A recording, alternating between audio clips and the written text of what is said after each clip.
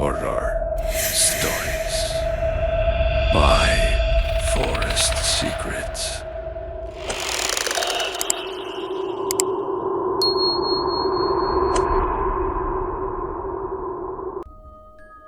May mga lugar sa Maynila na kahit gaano kaingay ang paligid, may mga sulok na tila ayaw sumabay sa ingay ng kasalukuyan. Isa na rito ang Intramuros.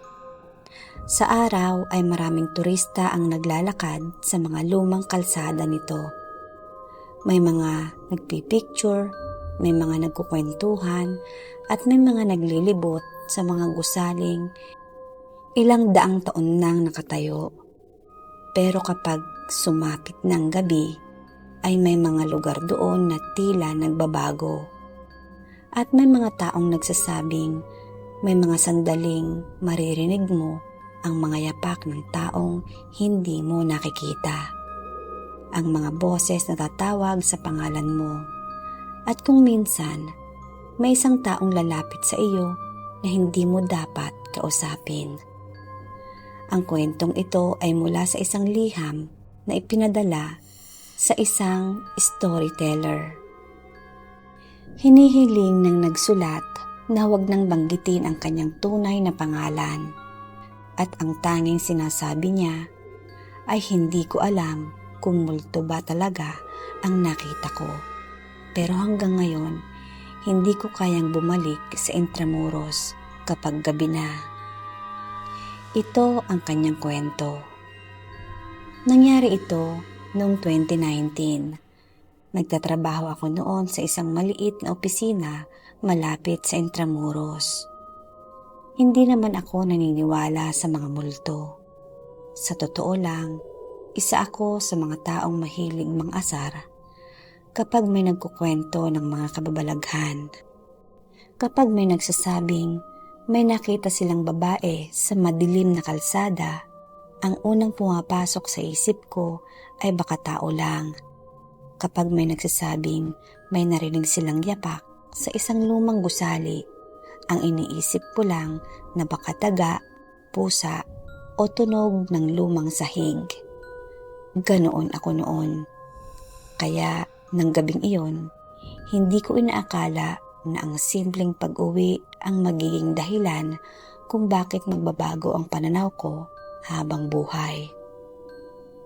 Gabi noon, bandang 10:30 na. May kailangan akong tapusin sa opisina, kaya ako lang ang huling naiwan. Paglabas ko, halos wala ng tao sa kalsada. Tahimik ang paligid. Tanging ilaw lang ng mga lumang gusali ang nagbibigay ng kaunting liwanag. Habang naglalakad ako, ay napansin kong kakaiba ang tunog ng paligid. Walang mga nagkukwentuhan, walang malalakas na sasakyan, walang mga turista. Puro hangin lamang. At ang tunog ng sapatos ko sa lumang kalsada. Habang naglalakad ako, ay napansin kong may naririnig akong isa pang tunog. Huminto ako. Huminto rin ang tunog. Pagtingin ko sa likuran ko ay wala akong nakita. Mahaba ang kalsada. Walang katao-tao. Ngumiti pa ako noon at ang sabi ko sa sarili ko, baka echo lang. Nagpatuloy ako sa paglalakad. At muli, may kasabay akong yabag. Mas mabagal, mas mabigat, at parang mas malapit. Huminto ulit ako. Tumigil din ang yabag. Doon ako unang kinalabutan. Pero pinilit kong huwag isipin iyon. Nagpatuloy pa rin ako sa paglalakad. Makalipas ang ilang minuto, ay napansin kong may isang babae sa kabilang bahagi ng kalsada. Nakatayo siya sa ilalim ng poste. Nakaputing damit, mahaba ang buhok, at nakatalikod sa akin. Akala ko ay may hinihintay siyang tao. Hindi ko siya pinansin. Pero habang papalapit ako, ay napansin kong hindi siya gumagalaw. Kahit kaunti lang. parang estatwa lang siya. Nang malampasan ko siya, ay bigla kong narinig ang isang boses, mahina at halos pabulong. "Kuya." Huminto ako. Hindi ako lumingon agad. Ang akala ko ay may ibang tao siyang tinatawag. Pero muli kong narinig, "Kuya." Mas malapit at napalingon ako. At doon ko napansin ang isang bagay na hanggang ngayon ay hindi ko makakalimutan. Hindi ko makita ang mukha niya. Nakatungo lang siya. Mahaba ang buhok niya na nakatakip sa buong mukha nito. Tinanong ko kung kailangan ba niya ng tulong, pero wala siyang sagot, kaya nagpatuloy pa rin ako sa paglalakad. Pero ilang hakbang pa lang ang nagagawa ko nang marinig ko ulit ang boses niya, "Kuya." At ang sumunod niyang sinabi ang dahilan kung bakit bigla akong nanlamig. "Alam mo ba kung saan ang daan palabas?" Napaisip ako. Simple lang naman ang tanong niya. Pero may kakaiba sa boses niya. Parang hindi nagtatanong kung saan ang exit. Parang may ibang ibig sabihin. Sinabi ko na lang kung saan ang pinakamalapit na daan palabas. Pero wala siyang sagot. Nagpatuloy ako sa paglalakad. Hindi na ako lumingon pa. Subalit habang papalayo ako, ay narinig ko ang kanyang mga yapak. 1, 2, 3. Papunta sa direksyon ko. Mabilis.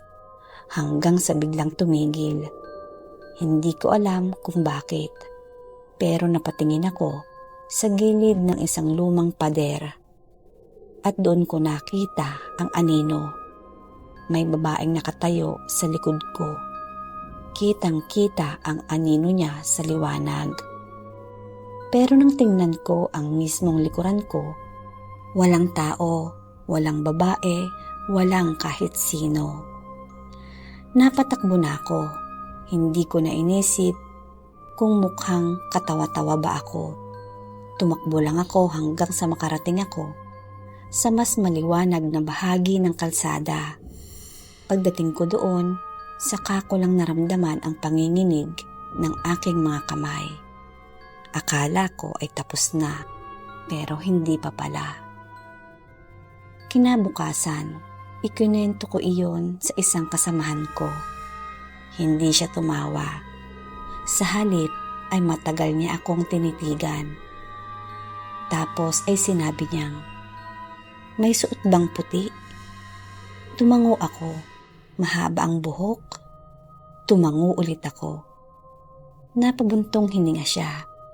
Ang sabi niya, mailang guard daw sa lugar na may mga kwentong tungkol sa isang babaeng nagpapakita tuwing gabi.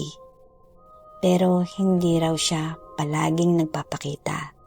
Minsan daw sa kalsada, minsan sa tabi ng lumang pader, at minsan sa mga lugar na walang ilaw. Hindi ko iyon pinaniwalaan.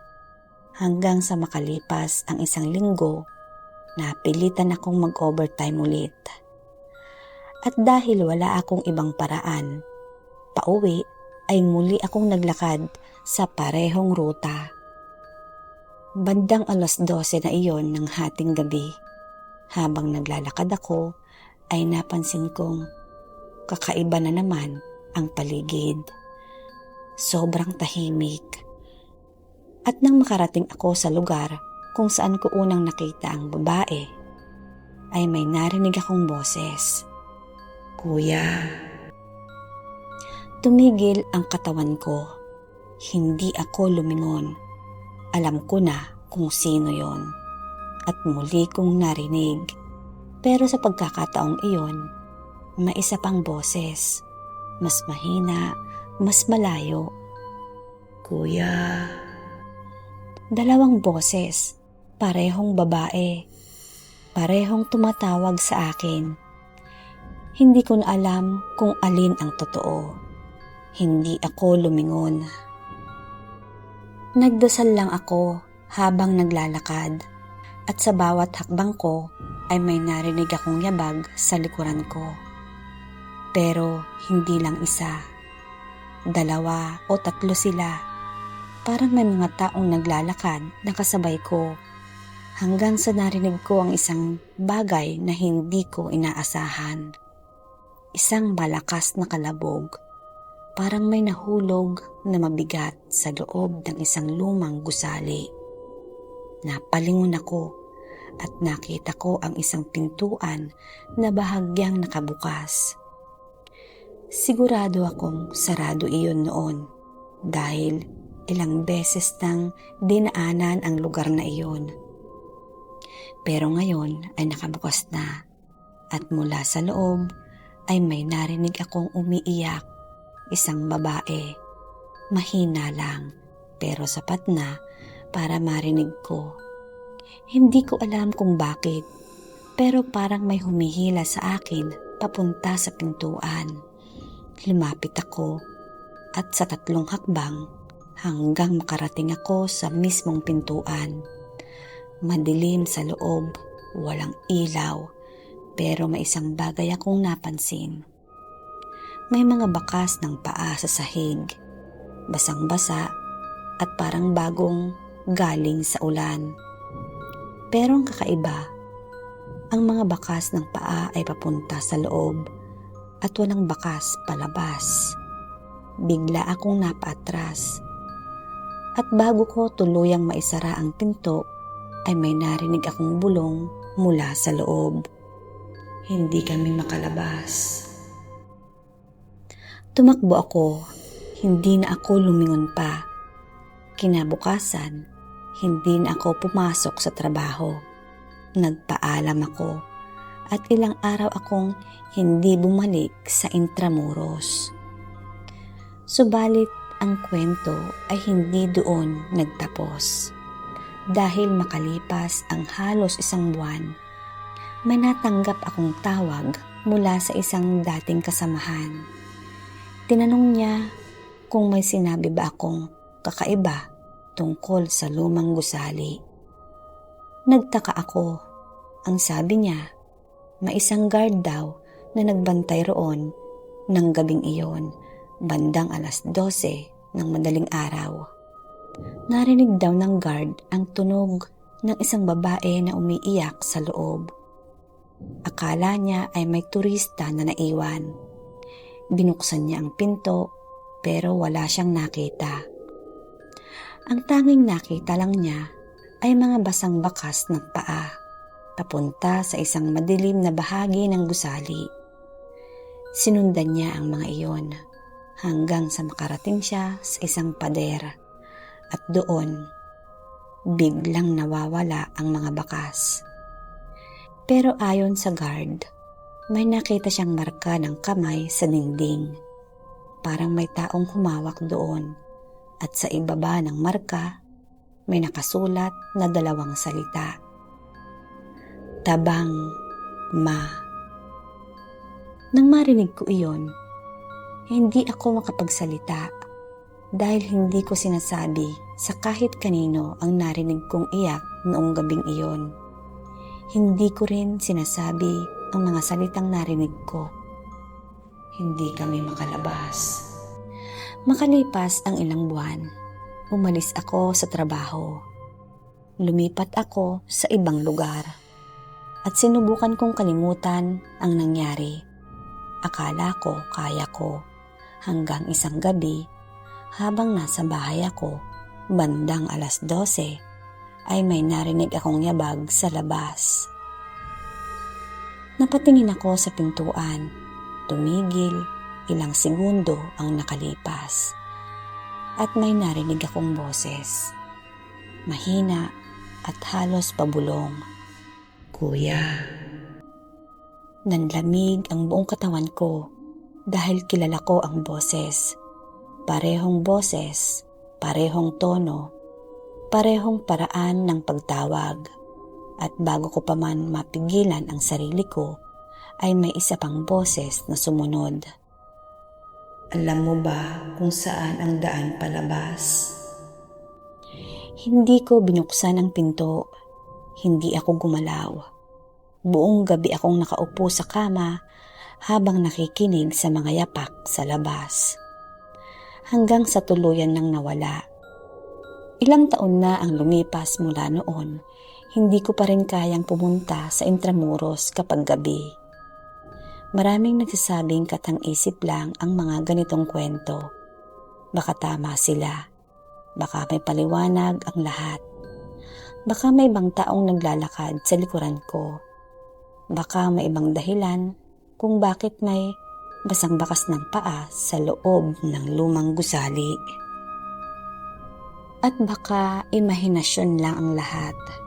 Pero may isang bagay akong hindi maipaliwanag. Noong araw na natanggap ko ang tawag mula sa kasamahan ko, ay may sinabi siyang hindi ko kailanman makakalimutan.